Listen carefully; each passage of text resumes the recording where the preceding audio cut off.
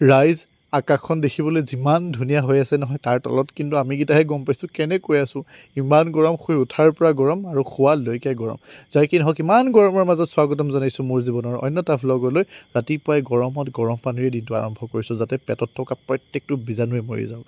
তাৰপিছত দোকানলৈ যাব সময় হ'ল, সেইকাৰণে বোলো ভাতকেইটা খাই লওঁ। খাই বৈ আহি মই দোকান পালোঁ। সেই দোকানত আছিলে পেকিং কৰিবলগীয়া, এই পেকিংখিনি কৰি থৈছিলে আমাৰ কুকিলে। এইবোৰ কামত আমাৰ ল'ৰাটো ভাল আকৌ দেই। তাৰপিছত গোলাঘাটৰ পৰা আহিলে অৰ্ডাৰ।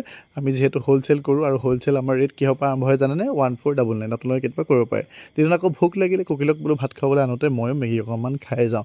2 মিনিটত মেগী হয় বুলি কয়, কিন্তু মোৰ কিন্তু 5 মিনিট বা 7 মিনিটমান লাগিলে, 2 মিনিটত নহ'ল। তাৰপিছত পুনৰ আমি দোকানলৈ যাবলৈ ওলাইছোঁ। ৰ'দটো নকমহে নকমে, বোলো ব'ল কুকিল, উপায় নাই যাওঁগৈ। তাৰপিছত আহিলে আমাৰ দোকানলৈ ওম, তাৰ লগত লাগি গ'লোঁ মই উৎপাত কৰিবলৈ। যিহেতু মই আপোনালোকক আগতো কৈছিলোঁ, যি মানুহে সংগীত আৰু বোলে শিশুক বেয়া পায় সি মানুহেই নহয়। সেইকাৰণে মই দুয়োটাই ভাল পাওঁ, ইয়াৰ লগতে ময়ো উমলিলোঁ। এতিয়া সন্ধিয়া সময় হ'ল, সন্ধিয়া সময়ত বোলো পুনৰ পানী খাই লওঁ। গৰমত আপোনালোকেও পানী খাব, নহ'লে কিন্তু দিগদাৰ হয় এই গৰমত। আকৌ দোকান বহাৰ বন্ধ কৰি পেলাই যাওঁ, যিহেতু আজি অকণমান আজৰি আছোঁ, মোৰ তবলাৰ ক্লাছ আছে। সেইকাৰণে পুনৰ দোকান চোকান বন্ধ কৰি পেলাই পাই গ'লোহি আমাৰ ভণ্টিহঁতৰ ঘৰ। এই আমাৰ ছাৰ আহিলে, লগতে আমাৰ টিকলা, আমাৰ অন্তৰীশ ডেকা। আমি ধুনটুকু বুলি মাতো মৰমতে, বুজিছে। তাৰপিছত এতিয়া আমাৰ সময় হ'ল তবলা প্ৰেক্টিছৰ।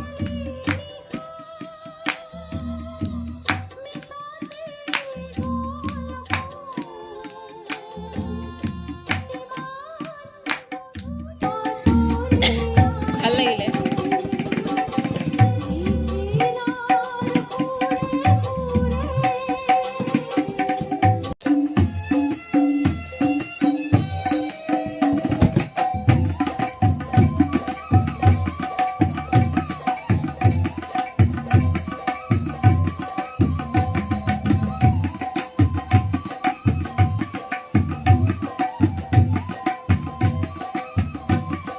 ভাইটি ধুনটুকুক আচলতে গৰম বন্ধৰ দিনকেইটা কেনেকৈ সদব্যৱহাৰ কৰিব পাৰি তাৰে চিন্তা কৰি দাদাই দিলে তবলাৰ ক্লাছ, প্ৰতাপ ছাৰে শিকায়।